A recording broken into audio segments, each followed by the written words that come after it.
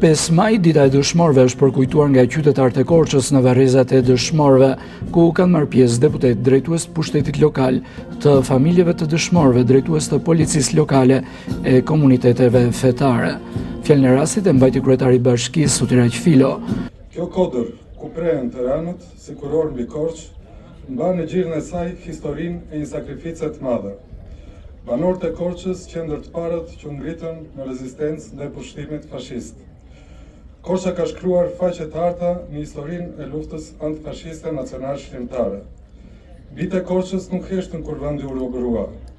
Ata u rreshtuan në balë të luftës, me pushkë në krah dhe ideale në zemër. U ngjitën në mal, lanë gjithçka pas për një ëndër të përbashkët, një Shqipëri të lirë. 5 maj është ditë e shenjtë për kombin tonë. Është dita për të përkullur në respekt e për ulje përpara kujtimit të atyre që dhanë jetën.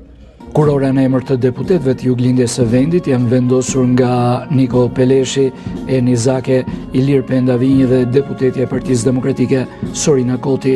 Më pas kurora me lule kanë vendosur prefekti i qarkut Korçës, kryetari i bashkisë, kryetari i këshillit të qarkut, kryetari i bashkisë Maliq, kryetaria e këshillit bashkiak të Korçës e të tjerë. Gjithashtu, kurora dhe buqeta me lule janë vendosur në monumentin e Partizanit nga drejtues të organizatave të veteranëve dhe luftës, drejtues të policisë dhe asaj të kufirit, si dhe pjesëtar të organizatave politike shoqërore, si dhe familjarëve të dëshmorëve.